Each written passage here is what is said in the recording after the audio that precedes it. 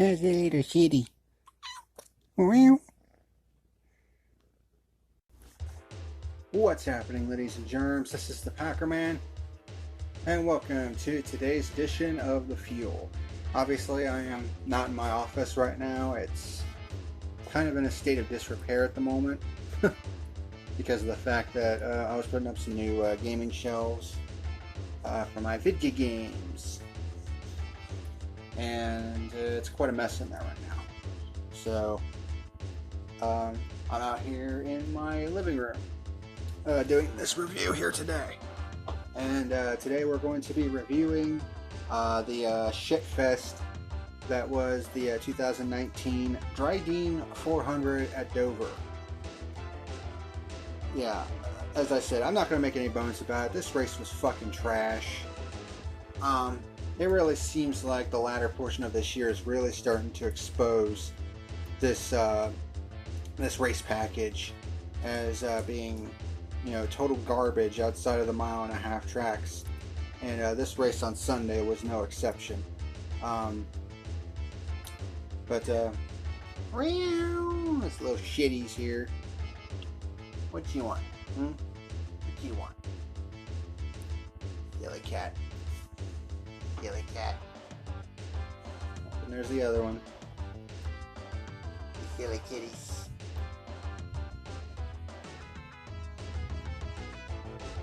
Okay. But before I get into the review of the race, I have got some grievances I want to get off my chest, because there's a couple of things that from last week that I didn't really go into detail because of, you know, a little rant that I had last week, and there were some other things that I didn't go into detail to from the race last week that was kind of important. And there's also a total frickin' moron from this week that's going to be featured in my segment of Dumbass of the Week, but we'll get to that when we get to it. So to kind of put a period on the whole, you know, Bubba Wallace, Alex Bowman thing, you know, I pretty much said last week that him throwing that, you know, Gatorade in Alex Bowman's face was pretty classless, and that is without the whole, you know, biohazard deal, where if he drank it and then splashed it in someone's face, it could be considered a biohazard. And David Land, you know, tried to twist my words into saying, well, you know, I said that he was trying to use a biological weapon, which I never fucking said, which, by the way, is considered libel. So now, am I going to, you know, file a lawsuit against David Land or anything of that case? No. You know, there's no good that come out of it, and it's pointless to do so. I mean, it's whatever at this point. But David Land, you know, I had a lot of respect for that guy. I mean, I can remember, I think it was back in April during the Talladega race when I gave him a shout out, you know, for, you know, following his ambitions of trying to become a race car driver himself, when he was, you know, getting a sponsorship, you know, to race in the I think it's called the Battle at Indy or something like that for USAC. Battle of the Brickyard, actually, I think is what it's called. You know, and I gave him a positive shout out. I was like, hey, good job. What a difference 6 months makes, huh? And now I say fuck that guy, because, you know, and honestly, as of late, I mean, his attitude on Twitter has become more and more tiresome, you know, with the sarcastic bullshit. And honestly, I was just getting a little bit tired of it. And then, of course, you know, him accusing me of basically, you know, saying that Bubba Wallace was using a biological weapon. I mean, that was the last straw. And, you know, that's why I said fuck that guy. You know, he definitely seems to have a lot of knowledge as far as open wheel racing is concerned, and racing in general. But when he's that fucking sarcastic and that much of a dickhead, it really makes it difficult to take him seriously. And, you know, I'm going to be one of those people that is not going to trust a goddamn word he says.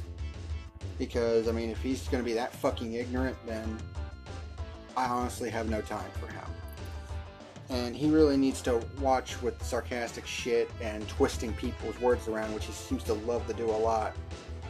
Because, I mean, someone with a lot more influence than me and a lot more money, you know, can take his ass to court and bleed him dry.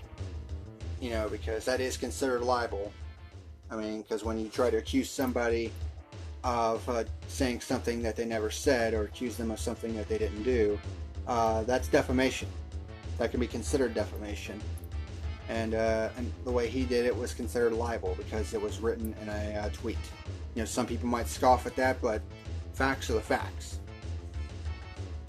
So, you know, that's something that he needs to, you know, keep an eye on and pay attention to in the future, because one of these days his sarcastic nature is going to get his ass in trouble one day.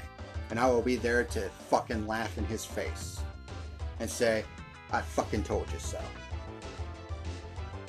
But to put a period on the whole Bubba Wallace thing, they actually showed an extended camera shot of him walking towards Bowman, and from the looks of it, what the hell was that?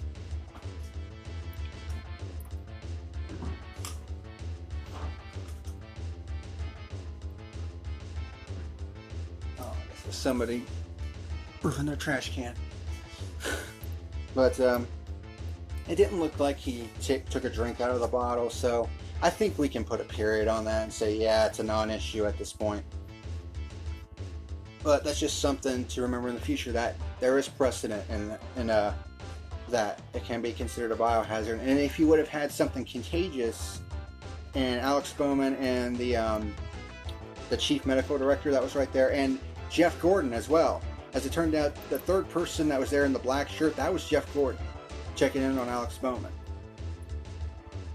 So, you know, if, you know, Bubba had something contagious and they caught it, you know, and they got sick, they could literally sue him for that. So, I mean, it sounds, you know, ridiculous, but it's happened in the past. You know, it's not exactly something that, you know, I pull out of my ass every once in a while. No. It can't, I mean, he could have been sued for that if, you know, he had something and transferred it to them and they got sick because of it. So, but since it didn't look like he didn't take a drink from it at all, he just opened it up and splashed it all over the place, it's a non-issue at this point, and I think we can move on from it. But another thing that I wanted to talk about, as Bear decides to join me once again, little shitty. But another thing that I wanted to kind of touch upon that I didn't really do last week because I was just such in a foul mood, is the whole Ryan Newman thing. You know, I said after, you know, Indianapolis, which people just overrated to fucking hell.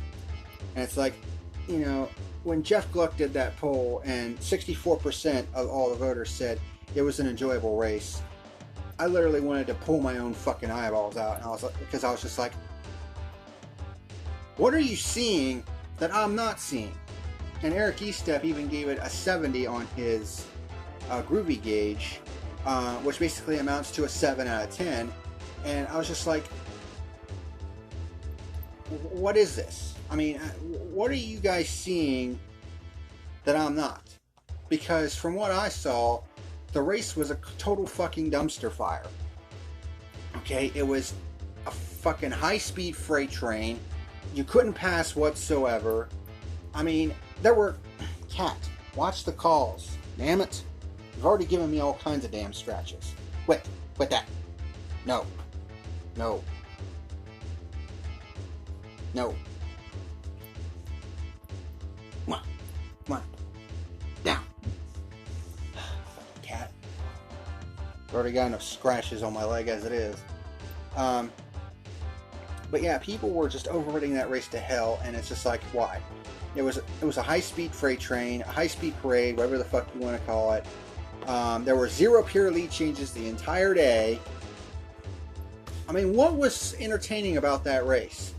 Well, apparently a lot of people thought, well, the playoff race between Ryan Newman and Daniel Suarez for the 16th and final spot was so entertaining, and now Ryan Newman has a chance to win the championship. Yeah, fat lot of good that did him, didn't it? And and I said before, I said Ryan Newman would be lucky to make it out of the first fucking round. And oh, lo and behold, after he fucked up at the Charlotte Road Course, missing the backstretch chicane, what ended up happening? A first round fucking exit. I told every single one of you, I don't put any value in somebody who struggled to make it to 16th in the point standings after 26 races, okay, in the regular season. 26 races is more than I think any other racing series in the world. And that's just for the quote-unquote regular season. And you honestly expect me to put any value, any stock in someone who barely squeaked into the 16th and final spot in the playoff? You gotta be fucking kidding me. And I said during that Indianapolis review, Ryan Newman would be lucky if he made it out of the first round. And boom! First round exit. I mean, and for everybody who said that, you know, it's like, everybody was saying that, oh, they were excited that Ryan Newman, you know, outran Daniel Suarez to get the 16th and final playoff spot. And what ends up happening? It's a first round exit for him. Which meant that all of that excitement from the Indianapolis race was completely fucking pointless. Completely useless. And that is why I did not put any value into that so-called playoff race whatsoever. Because I knew what was going to happen at the end of the day. He was not going to contend for jack fucking shit. And it was just so insulting to see so many people rate that race so highly because of a goddamn playoff race. A race for the final fucking playoff spot that was not going to end up going anywhere anyways. And lo and behold, first round exit. And now all of you that, you know, said that pretty much every one of you that said that Indianapolis race was exciting because, you know, of Ryan Newman making it into the playoff, you now have egg on your face. Because all of that excitement was completely fucking pointless. And I fucking knew that nothing was going to come of it. Because I am not going to place any stock into a team that is 16th in the point standings after 26 goddamn races. 26 races with plenty of opportunity to get all kinds of stage points, and they failed to do so. And you honestly expect me to believe they were going to contend for a championship? Get the fuck out of here with that.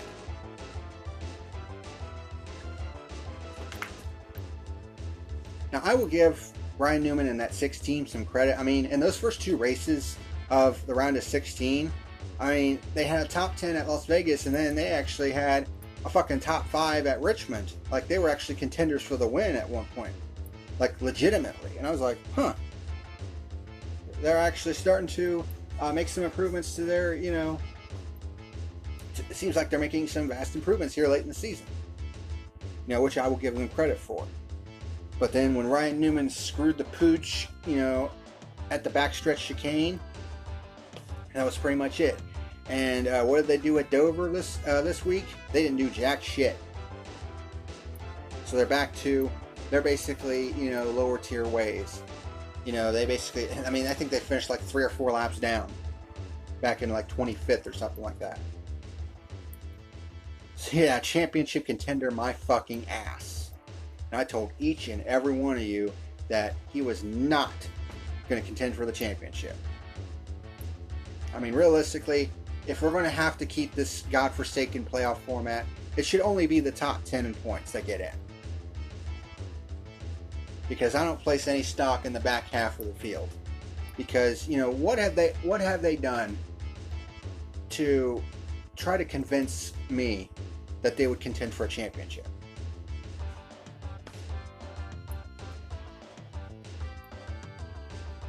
I don't know. But I knew it was complete bullshit from the moment the whole playoff started, and I was proven correct. Now, Clint Boyer, he managed to make it to the second round. Good for him. But honestly, with Larson winning this race, which we'll get to in a minute, and considering who else he has to beat to just get into the top 8, I don't see Clint Boyer making it past this round. I don't see him going any further. Unless, of course, a miracle happens at Talladega, which is the next race coming up. And to be fair, he has won at Talladega before, I think. So, you know, I'm not going to completely count him out, but, you know, I'm just keeping it real. I don't see him getting past the round of 12.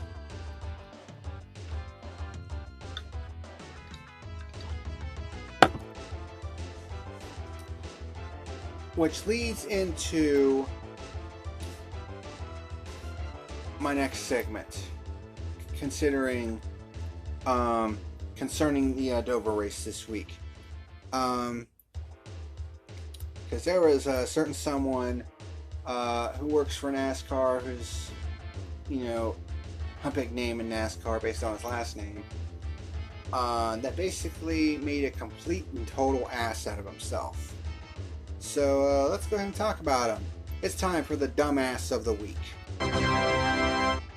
Alright, so the annoying ass clown this time around is a guy by the name of Kyle Petty. Yes, the son of 7-time champion Richard Petty. After people basically went online and basically said that the Dover race was garbage, he basically tried to tell them off. And this all basically started with a tweet from Jimmy Johnson, where he says, "I remember a day when you could pass with a faster car. That was not today. All in all, a strong weekend with a few areas to dial in." And then Michael Kosey Jr., who's known as WinVal on YouTube, who's actually got a pretty decent following, basically says, "Did you ever think maybe this package has major flaws that need attention? I think it's fair to say the drivers have issues with it. Most competent fans understand and can see the issues the cars and drivers are having." And then Kyle Petty responds with, "Most competent fans don't complain about everything that happens on a Sunday afternoon." Oh my God! I don't know if I can let that slide. So basically, what I'm getting from this tweet is, well, the real fans of NASCAR don't complain. And the ones that do are internet racing fans. They must have had a bunch of fucking computers in those grandstands on Sunday. No, this tweet is so out of fucking touch. Like, it's not even funny.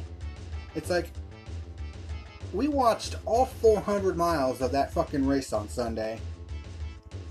And a lot of people thought it was garbage. Okay?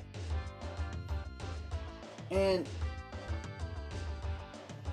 this guy is like, you know, most competent fans don't complain about everything that happens on a Sunday afternoon. Bitch, let me show you something, okay? I do fucking race reviews. This is the fucking notes that I take during each and every one of these fucking races, okay? I sit there for 4 fucking hours every Saturday or Sunday, and I meticulously take notes for what I'm going to basically say in my fucking review. You know, shit that happens during a particular race. And I color code this shit as well, from restarts to caution flags to penalties to pure lead changes. I take down all of this shit. So don't you fucking tell me that, you know, I'm complaining just for the sake of complaining. If I have something that I think is not fucking right, then I'm going to say it. You know, if I like a particular race, then I'm going to say I like it. If I don't like something that happens in a particular race, I'm going to critique it. You know, that's what I do as a fucking race reviewer. But it gets worse. So, WinVow basically replies, "We just gonna ignore that tweet from our beloved 7-time champion Jimmy Johnson?"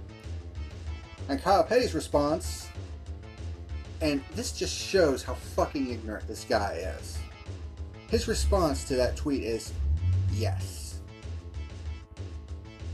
What the fuck, man? So, what you're trying to tell me, Kyle, is that you're basically going to not trust the words of a guy who is a 7-time Cup champion. Now, granted, the way he's won those 7 titles, in my opinion, don't compare to how Richard Petty and Dale Earnhardt earned theirs, but be that as it may, he's still a 7-time champion regardless.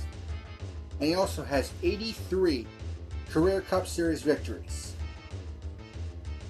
which puts him in a tie for 6th all-time, I believe, with Cale Yarborough. And if he wins one more race, he'll be in a tie for 4th all-time with Bobby Allison and Darrell Waltrip. And if he wins 2 more races, he'll have that number 4 spot all by himself. Only 3 drivers in the history of the Cup Series would have won more races than him if he manages to get to that magic number of 85. And that's Jeff Gordon with 91, the late David Pearson with 105, and your father, Richard Petty, with 200. Those will be the only 3 guys in front of him as far as career wins are concerned. And he has 7 Cup championships, tied with your father, Richard Petty, and the late Dale Earnhardt. And you're honestly going to tell me that you're going to ignore the words and the opinion of a 7-time champion who clearly knows what the fuck he's talking about out there? And especially from an 11-time Dover winner. Let's also make that very known. He's an 11-time winner at the Dover International Raceway. And you're going to tell me that you are going to ignore the words of Jimmy Johnson, someone who knows how to win at Dover, someone who knows what the fuck is going on. That just completely, in my opinion, destroys your fucking credibility as a NASCAR pundit. As far as I'm concerned, from this point forward, your opinion is fucking worthless to me. You're nothing but a fucking shill to this company. And I will be the first one to admit that, yes, I have given positive ratings for races this year because the package is actually good for the 1.5 mile races. But let's be completely fucking honest here, and let's do yourself a favor and open your goddamn eyes for once. And get 2 brain cells to rub together while you're at it. The last few races have really exposed how bad this package is on the other tracks that are not 1.5 miles. Like, say, in Indianapolis, a 2.5 mile flat rectangle.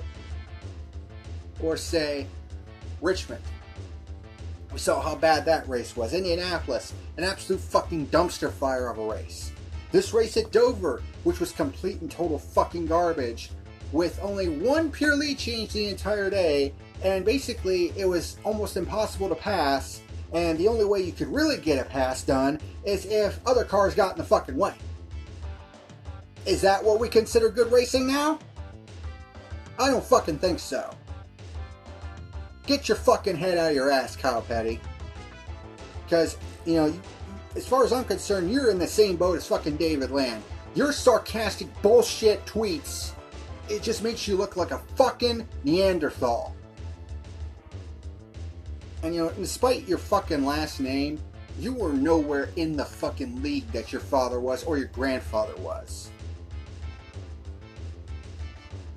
So how about you get off your fucking high and mighty bullshit? I am so sick and fucking tired of the people of this industry trying to tell us, oh, well, you know, you shouldn't complain all the time because, you know, NASCAR knows what's doing. Bullshit! Bull fucking shit! If they knew what the fuck they were doing, then, oh, maybe their TV ratings wouldn't have taken a fucking dump into the fucking toilet, you know, all of last year when they were at their fucking lowest point ever. Or how about, you know, maybe they would keep those fucking grandstands full instead of seeing them half fucking empty all the fucking time. It's bullshit. And I get so fucking sick and tired of seeing shit like this. Especially from people who should fucking know better.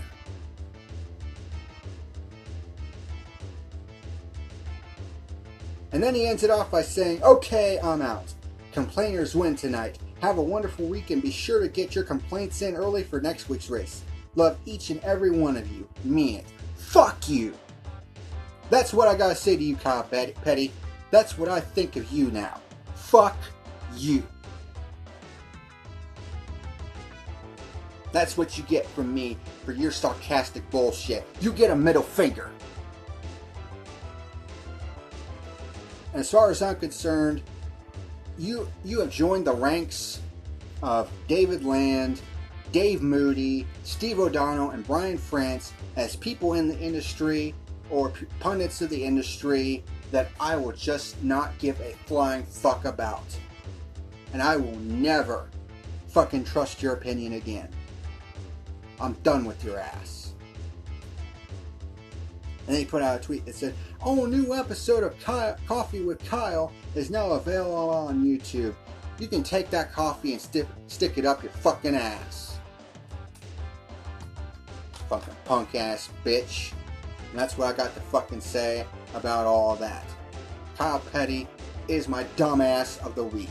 Fuck every single one of them people that I just listed off that I said I would never trust again. Fuck every last one. And that's what I got to say about that. You guys are a bunch of fucks. Well, now that I've finally gotten all that off my chest, and I realized that pretty much the entire first half hour of this video is just me ranting, but I had to get all that off my chest. It annoys me so fucking much that, you know, some of us, you know, we don't fucking complain about this sport just to complain, okay? There have been a lot of races this year that I have given a positive rating for. I mean, Chicagoland, that was an awesome race. We saw Alex Bowman get his first career win. That was fucking awesome sauce. You know, Kansas was a good race. Both of the Bristol races I thought were fucking awesome. You know, especially the second one, when, you know, we all had our hearts in our throats. You know, when Matt DiBenedetto looked like he was on his way to victory lane. That was fucking awesome.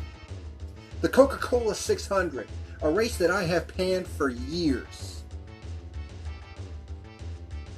It was awesome sauce this year. Huh? I gave it a fucking 8.5 this year. What?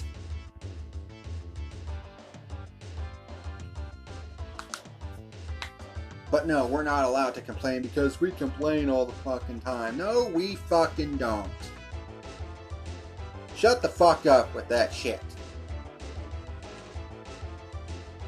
It's just that lately, the quality of the races have taken a dive. I mean, Indianapolis was pretty much the beginning of it. It was fucking garbage. Richmond was fucking garbage. And this Dover race was fucking garbage. Hell, even the Charlotte Road Course wasn't that good this year. You know, a lot of people say otherwise. Yeah, the racing was pretty good.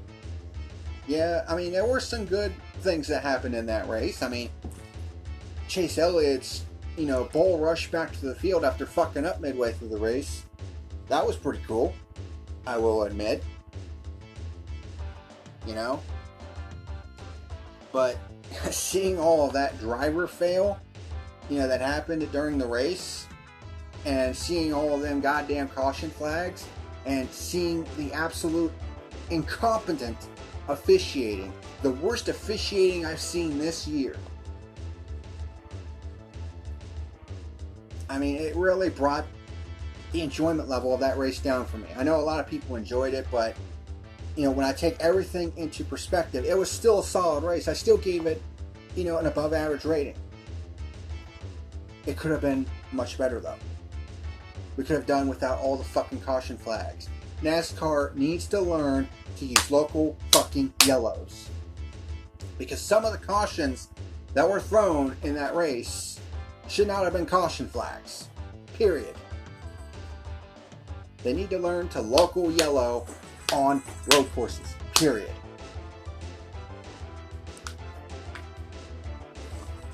And then, of course, the incompetent officiating of that race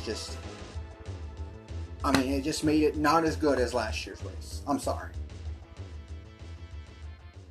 And, of course, the race that we're about to review was absolute fucking trash. And there have been a few people that have disagreed and say, well, the racing was good. If you thought the race was good, more power to you. But I didn't think it was. I'll be honest. Even though this race did go by really quickly because we only had one caution the entire race, nothing really happened in this race. Other than at the end of the second stage. But other than that, nothing literally happened in this race. By the time the race was over, the running order looked like something out of a fucking ARCA race. We had 8 cars finish on the lead lap. 13th place was 2 laps down. Is that what we're going to call a good fucking race? I don't know. Anyways, I've ranted enough. Let's get to this fucking review and get it over with. Alright, so the 2019 Drydene 400 at Dover. Let's go ahead and get into it. Stages 1 and 2 were 120 laps. Stage 3, 160 laps. Denny Hamlin starts the race from the pole. One of the big talking points was that a lot of playoff contenders had problems, but it wasn't really driver error or anything like that. It was mechanical problems. Joey Logano had a problem right before the race even began, and there was actually debris from it on the pit lane, and it was a broken axle. So he was in the garage before the race even began. And he was in there for about 22 laps, so he was out of it, before the race even began.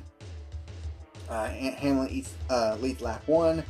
Truex gets by Harvick for third after the 4 loses the nose in turn 2. And then we get our first and only caution on lap 8 when Chase Elliott blows a motor. Only 8 laps into the race, and we've had 2 mechanical failures from playoff drivers. So that's pretty much going to put Logano and Chase Elliott in the hole. Of course, Elliott is the defending winner at Talladega. Well, he won Talladega earlier this year, but I guarantee you he's not feeling comfortable about going back to Talladega, basically being in a hole. And Joey Logano, he's right there on the fringe as well. So Hamlin leads on the restart. Larson tries to challenge for the lead, but Hamlin holds him off. You're going to be hearing a lot of Larson here today. He was fucking dynamite in this race. Logano returns to the track on lap 24. Larson challenges Hamlin for the lead again. After the 11 gets hung up in lap traffic, which was pretty much, the only way you could get around the leader or make any positions up for that matter is if, the guys in front of you that you're racing for position get hung up in lap traffic. That was basically the only way. Passing was just, and even then, getting by them was super difficult. And that's what this package has done. Dover is already difficult to pass on to begin with. And then you throw this package on top of it, and it's like, well, it's next to impossible now. Kyle Busch enters the top 10 for the first time on lap 44. He wasn't really a factor in this race as far as, the race lead was concerned. He still managed to get up into the top 10, but, once again, a non-factor. It's been like that for the past couple races. Las Vegas, he was good and had a shot at the win late in the race, but other than that, he hasn't really been a challenger in these playoffs so far, which is kind of surprising. Ryan Blaney reporting a possible issue, I think, which eventually bites him later on in the race. Truex gets by Larson for second on lap 50. What can you say about Truex in this playoff run so far? Wins the first 2 races, he has issues like everybody else at the Charlotte Road Course, but still ends up 7th. And then, of course, he was running good here today, and I think he won the Dover race back in the spring. Byron gets by Larson for 3rd after the 42 gets hung in traffic. And what do you want, kitty cat? Look at this cat. Good job. Good job. Got a review to do here. Green flag pit stops begin en masse on lap 80. Another talking point from this race is the Dover pit road is extremely difficult to get on and off of, and we had a lot of penalties in this race, more than we usually see, and pretty much all of them, most of them were speeding penalties. And there were 3 such penalties on this round of pit stops. Eric Almirola was nabbed for speeding, Bubba Wallace was nabbed for speeding, and Ryan Newman was nabbed for speeding. Another thing that was also kind of going on was lots of teams were experiencing radio issues during this race. The 48 was experiencing radio issues a lot. There was a couple other teams that were experiencing radio issues. I can't remember right off the top of my head. I know the 48 was experiencing that a lot as well. So that's kind of a problem, because you want to be able to hear your spotter to let you know, hey, there's a car on the outside or a car on the inside, so you don't wreck into them, you know what I mean? And they need to be able to, and the driver needs to be able to communicate with, you know, their crew chief and stuff, because, you know, they need to let them be aware of what adjustments need to be made, or this, that, and whatever. So, but a lot of teams were experiencing radio issues during this race, which was weird. Denny Hamlin wins stage number 1, and in typical Dover fashion, there are usually a few cars that hit the setup, some that kind of hit it, and then you have pretty much a large majority of the field who completely whiff on it and have evil handling race cars. This was a 120 lap run. Only 14 cars on the lead lap at this point. Yeah, that number will get pretty freaking small by the end of this race. Pretty crap first stage. There was really nothing of salient value. Everyone comes in for service. Hamlin wins the race off pit road, and we actually have 2 more penalties to add to the list. Paul Menard with an uncontrolled tire penalty, and it was pretty freaking obvious. I mean, the tire completely got away from him and went into the next pit stall over. So that was pretty obviously an uncontrolled tire. And Kyle Busch gets nabbed for speeding. So he was up inside the top 10, and then boom, gets a speeding penalty, and he's back to the back of the pack. Stage number 2, also 120 laps. Hamlin leads the start of stage 2. I mean, really, this race only had... this cat. This race really had only 2 leaders, for the most part. It led a lot of the laps. It was basically Hamlin and then Kyle Larson at the end of this race. Harvick with a great restart and gets around the outside of Truex for 2nd. Hamlin starts running into back markers pretty quickly, allowing Harvick to close in on the 11. Johnson gets by Byron for 5th amongst lap traffic. Green flag pit stops begin en masse on lap 185, and William Byron gets nabbed for speeding. Another one of the playoff contenders getting a penalty. Truex gets up to 2nd on the cycle of pit stops and is now challenging Hamlin for the lead. And the end of this stage actually got pretty interesting.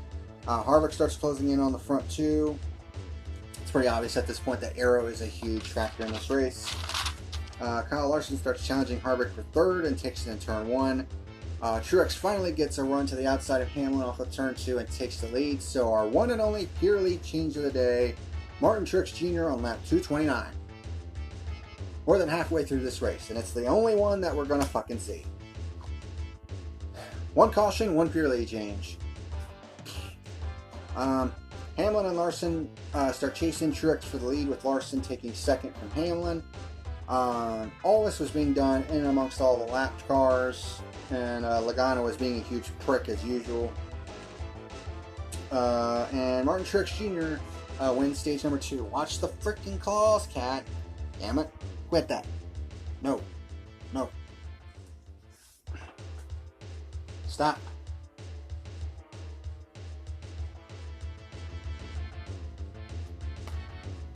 Quit that.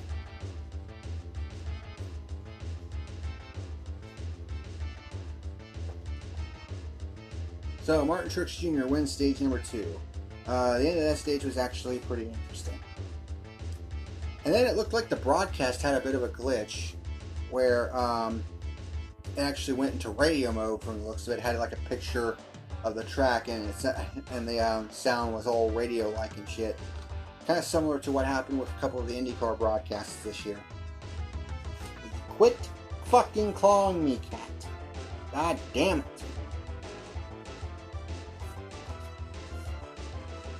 What is your deal? Huh? What is your deal? What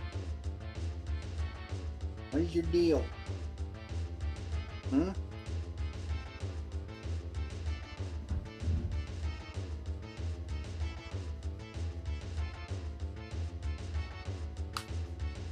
Alright, watch out.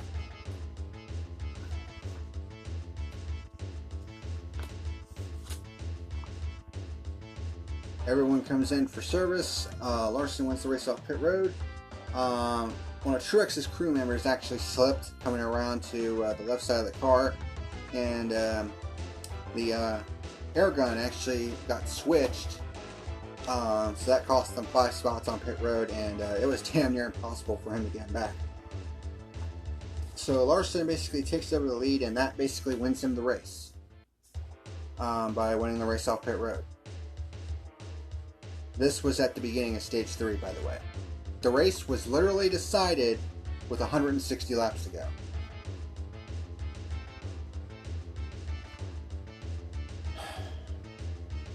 So Kyle Larson leads the start of stage 3. Harvick gets by Truex for 4th. Larson already up to a 2.5 second lead on lap 263. Hamlin reports that his engine might have been failing at this point, even though it was still at full song, and as it turned out it was not the engine. It might have been feeling something weird inside the car that made it feel like it was the engine, but it actually ended up finishing the race. Truex gets back by Harvick for 4th position. Truex gets by Eric Jones for 3rd. Bowman around the outside of Harvick for 5th. Alex Bowman was looking pretty good in this race. Bowman uses the high line and blows by Jones for 4th, while Harvick gets by Jones for 5th. Ryan Blaney ends up with brake issues, thinking that they knocked the brake line off, so that pretty much ends his day. So he's going to be in a pretty deep hole. He's actually last in line in the points heading into Talladega, not exactly where you want to be. Kyle Larson with a 5-second lead with 100 laps to go, and it wasn't going to get much smaller than that. Truex goes by Hamlin for 2nd. Green flag pit stops begin on lap 320. Larson pits from the lead on lap 321. And we had one more speeding penalty. Eric Jones gets penalized for the speeding penalty. Paul Menard stayed out for a little while longer, but finally comes to pit road on lap 329, cycling Larson back to a 6.6 second lead. Hamlin, Bowman, and Harvick fight for 3rd, which was 11 seconds behind the leader. Bowman actually gets by Hamlin for the 3rd position. Truex starts rapidly closing in on Larson for the lead with the 42 in lap traffic, but Larson expands the lead back to 4.5 seconds with 20 laps to go. The 00 slows on the track but makes it back to pit road, and Kyle Larson wins the Drydene 400 at Dover, finally snapping a 75 race winless streak. That's over 2 seasons without a win, which was at Richmond 2 years ago. So definitely congratulations to Kyle Larson finally breaking through, and for the first time him and Ganassi Racing are into the round of 8. So they actually have a pretty decent shot at making it to Homestead. And if he does make it to Homestead in the Championship 4, look out, because Homestead's one of his, bread and butter tracks. But yeah, like I said, only 8 cars finished on the lead lap. The 13th place car was 2 laps down. I mean, this felt like an old school Dover race, like a really old school, and not in a good way. This race sucked ass. It was definitely one of the most boring races of the entire season. And there have been some boring ones this year. I mean, there have been a lot of good ones, but the majority of it has been pretty damn boring, I must say. Give me 1 second, and we'll get the results. So, your top 10 finishers for the Drydene 400. Kyle Larson, of course, with the win. Martin Truex Jr. coming home in the second position, earned 54 points. That's pretty big for him. Alex Bowman with a top 3 finish, coming off his runner-up at the Charlotte Road Course. So, good job by him. Kevin Harvick in 4th. Denny Hamlin in the 5th position. Kyle Busch recovered from his speeding penalty to finish 6th. Matt DiBenedetto with yet another top 10 finish in that 95 car.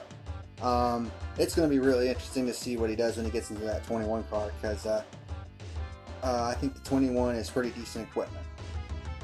So, and it's also basically a de facto Penske satellite team right now.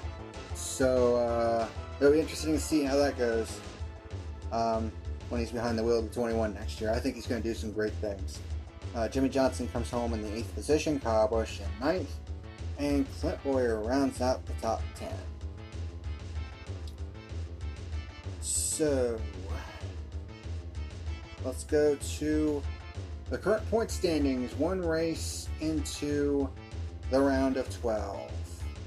Alright, so championship standings, round of 12, 1 race down, 2 to go. Kyle Larson, of course, advancing to the next round automatically due to his victory. Oh, and by the way, all of tech was complete and everything was good to go. Martin Truex Jr. is holding down the fort in the number 2 spot with 95 points. Denny Hamlin and Kyle Busch are currently tied for 3rd with 80 points. Not counting the 3,000 because it's just like, yeah. Then Harvick in 5th, Brad Keselowski 6th, Alex Bowman 7th, and William Byron is tied with Joey Logano for the final spot. But the tiebreaker for the rounds is best finish. Not best finish through the entire season, the best finish of the round. And right now the tiebreaker is William Byron, which means that the 4 guys that are in the cutoff spot, Joey Logano, Clint Bowyer, Chase Elliott, and Ryan Blaney. Although Logano, Bowyer, and Elliott are not that far outside of the top 8. So that is your current point standings heading into Talladega this coming Sunday. As for my final rating for this race can fuck off. 1.75 out of 10 is my final rating for this race. This race can eat a big old bag full of dicks. Let's move on to Talladega, where I think we're going to have one hell of a barn burner. Because the spring race saw the most pure lead changes of the season with 21. Will we see more this time around? Hopefully. Because I thought, the spring race was pretty damn good. So hopefully this race will be more of the same this time with championship implications. So thank you very much for watching. I apologize for the rant at the beginning of this video, but again, I had to get some shit off my chest. Hopefully a lot more positivity will come next time out when we review Talladega. And hopefully we won't have any shenanigans shits that happen at that race too, which has happened in the past. But thank you very much for watching, and you've been watching The Fuel, and until next time, this is the PackerMan signing out. Woohoo! Well, that is all for today's video. Thank you very much for watching. Be sure to rate, comment, favorite, like, and subscribe to my channels here on YouTube.com and over on BitChute.com.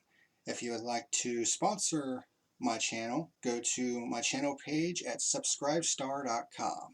Thank you very much for watching, and until next time, this is the PackerMan signing out. Have a good one.